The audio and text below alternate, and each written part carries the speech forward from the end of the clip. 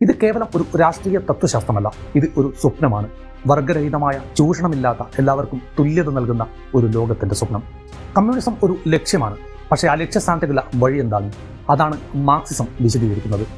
റഷ്യയും ചൈനയും ലോകത്തിന് കാണിച്ചു കൊടുത്തു കമ്മ്യൂണിസം സ്വപ്നം മാത്രമല്ല, ഒരു യാഥാർത്ഥ്യം കൂടിയാണ് എന്ന്. ആശയം മഹത്തായിരിക്കെ തന്നെ കമ്മ്യൂണിസം പലപ്പോഴും ഏകാധിപത്യത്തിലേക്ക് വഴുതി വീണു. കമ്മ്യൂണിസം ഈശ്വര നിരാസത്തെ പ്രോത്സാഹിപ്പിക്കുന്നില്ല, മറിച്ച് മനുഷ്യന്റെ മോചനത്തിന് മതത്തിന്റെ രാഷ്ട്രീയ ഉപയോഗത്തെ തീർച്ചയായും എതിർക്കുന്നു. ചെഗുവേര പറഞ്ഞതുപോലെ വിപ്ലവം ഒരു തുടക്കമാണ്, അവസാനമല്ല. നിന്റെ ഹൃദയത്തിൽ ഒരു സ്വപ്നമുണ്ടോ, നീതിയുടെ, തുല്യതയുടെ, എങ്കിൽ ഈ കഥ നിങ്ങളുടേത് കൂടിയാണ്.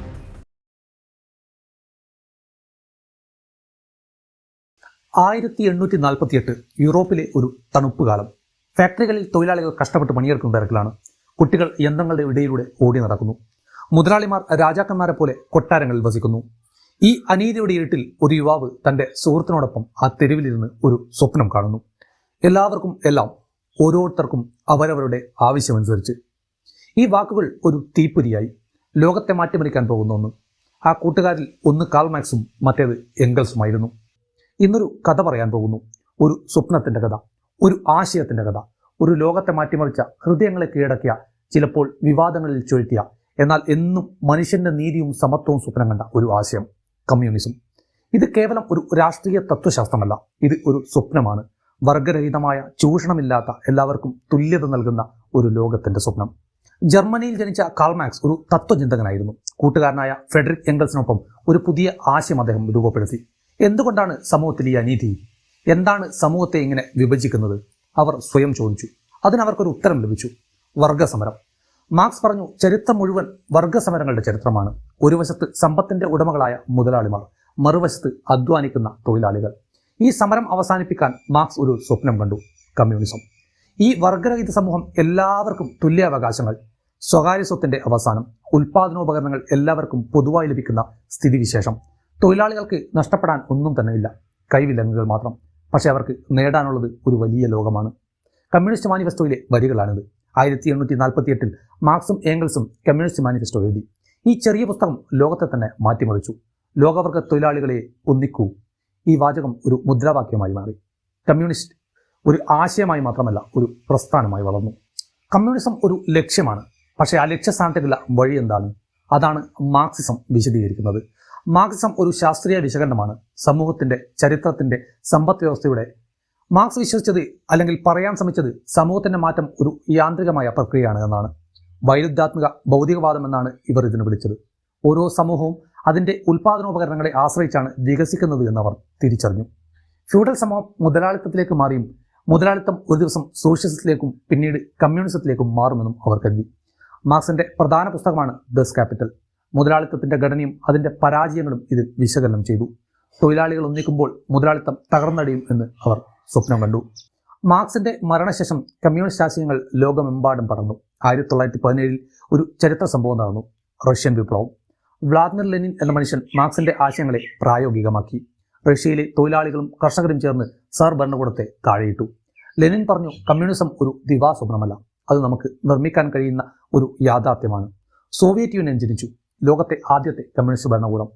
1949 ചൈനയിൽ മാവോ സേതുങ് മറ്റൊരു വിപ്ലവത്തിന് നേതൃത്വം നൽകി. കർഷകരെ അണിനിരത്തി മാവോ ചൈനയെ ഒരു കമ്മ്യൂണിസ്റ്റ് രാഷ്ട്രമാക്കി. വിപ്ലവം ഒരു അത്താഴ വിരുന്നല്ല, അതൊരു പോരാട്ടമാണെന്ന് മാവോ പറഞ്ഞു.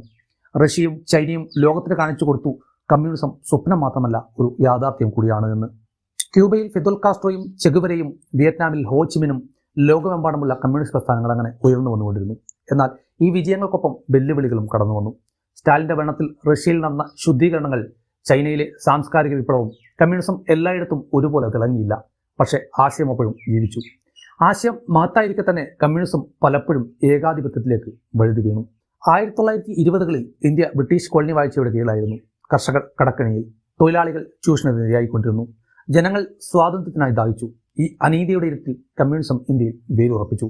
1925 Communist Party of India CPI രൂപീകൃതമായി. NM റോയ്, SA ഡാംഗെ, മുസാഫർ അഹമ്മദ് തുടങ്ങിയവർ ഈ പ്രസ്ഥാനത്തിന്റെ തുടക്കക്കാരായിരുന്നു. അവർ സ്വാതന്ത്ര്യത്തിനു വേണ്ടി മാത്രമല്ല, സാമൂഹിക നീതിക്ക് വേണ്ടിയും പോരാടിക്കൊണ്ടിരുന്നു. 1930കളിൽ ഇന്ത്യയിലെ തൊഴിലാളികളും കർഷകരും കമ്മ്യൂണിസ്റ്റ് പാർട്ടിയുടെ കീഴിൽ സംഘടിതമായി. 1946 നാവിക കലാപം, തെലങ്കാന കർഷക സമരം, ഇവയെല്ലാം കമ്മ്യൂണിസ്റ്റ് ആശയങ്ങളുടെ ശക്തി കാണിച്ചു. കേരളത്തിലും ബംഗാളിലും കമ്മ്യൂണിസ്റ്റ് പാർട്ടി ജനകീയമായി. 1987 കേരളത്തിൽ EMS നമ്പൂതിരിപ്പാടിന്റെ നേതൃത്വത്തിൽ ലോകത്തിലെ ആദ്യത്തെ ജനാധിപത്യ രീതിയിൽ തിരഞ്ഞെടുക്കപ്പെട്ട കമ്മ്യൂണിസ്റ്റ് സർക്കാർ അധികാരത്തിൽ വന്നു. ഭൂപരിഷ്കരണം, വിദ്യാഭ്യാസം, തൊഴിലാളി അവകാശങ്ങൾ, കമ്മ്യൂണിസം അങ്ങനെ ഇന്ത്യയിൽ ഒരു വലിയ മാറ്റത്തിന്റെ പ്രതീകമായി മാറി. ഇന്ത്യയിലെ കമ്മ്യൂണിസ്റ്റ് പ്രസ്ഥാനങ്ങളുടെ കഥ പറയുമ്പോൾ ഒരു പേര് മറക്കാനാവില്ല, ഭഗത് സിംഗ്. 23-ാം വയസ്സിൽ തൂക്കുകയറിൽ ജീവൻ വെടിഞ്ഞ യുവാവ് ഇന്ത്യയുടെ സ്വാതന്ത്ര്യ സമരത്തിന്റെ തീപ്പൊരിയായിരുന്നു. ഭഗത് സിംഗ് ഒരു കമ്മ്യൂണിസ്റ്റ് ആയിരുന്നില്ല, പക്ഷേ അവന്റെ ആശയങ്ങൾ കമ്മ്യൂണിസ്റ്റ് തത്വങ്ങളോട് ചേർന്ന് നിന്നു. ഇൻകുലാബ് സിന്ദാബാദ് എന്ന അവന്റെ മുദ്രാവാക്യം സാമ്രാജ്യത്വത്തിനെതിരെ മാത്രമല്ല, ചൂഷണത്തിനെതിരെയും കൂടിയായിരുന്നു. ഭഗത് സിംഗ് ലെനിന്റെ പുസ്തകങ്ങളിൽ ആകൃഷ്ടനായി, മാർക്സിന്റെ ആശയങ്ങൾ പഠിച്ചു. 1928-ൽ സൈമൺ കമ്മീഷനെതിരെ പ്രതിഷേധിച്ചപ്പോൾ അവൻ ചുവന്ന കൊടി ഉയർത്തി. 1929-ൽ ബ്രിട്ടീഷ് അസംബ്ലിയിലേക്ക് അവർ ബോംബെറിഞ്ഞു. ആരെയും കൊല്ലാൻ വേണ്ടിയായിരുന്നില്ല, ഒരു സന്ദേശം നൽകാൻ. ഇതേ വഴിയിൽ സഞ്ചരിച്ച മറ്റൊരു വിപ്ലവകാരിയാണ് ഉദ്ധം സിംഗ്. 1919-ലെ ജാലിയൻ വാലാബാഗ് കൂട്ടക്കൊലയുടെ ദൃക്സാക്ഷിയായ ഉദ്ധം പ്രതികാരത്തിന്റെ തീയിൽ അമർന്നു കത്തി. 1940-ൽ ലണ്ടനിൽ വെച്ച് ജാലിയൻ വാലാബാഗിന്റെ ഉത്തരവാദിയായ മൈക്കൽ ഒഡ്വെയറിനെ അവൻ വെടിവെച്ചു കൊന്നു.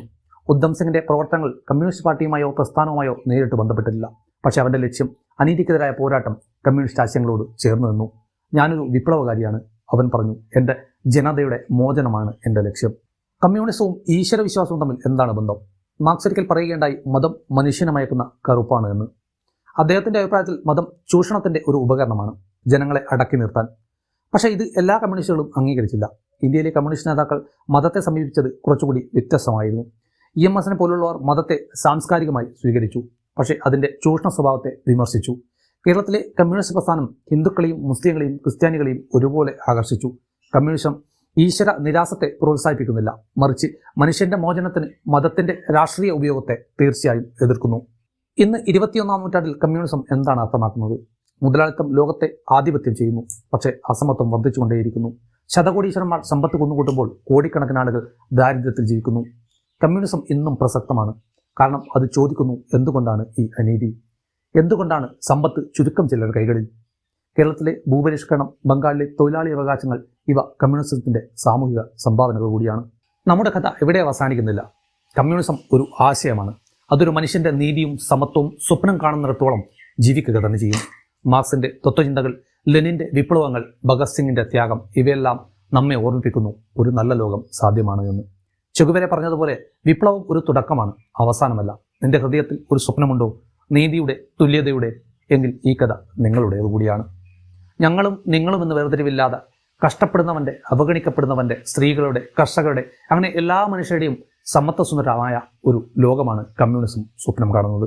മറ്റൊരു വീഡിയോയുമായി നമുക്ക് വീണ്ടും കാണാം.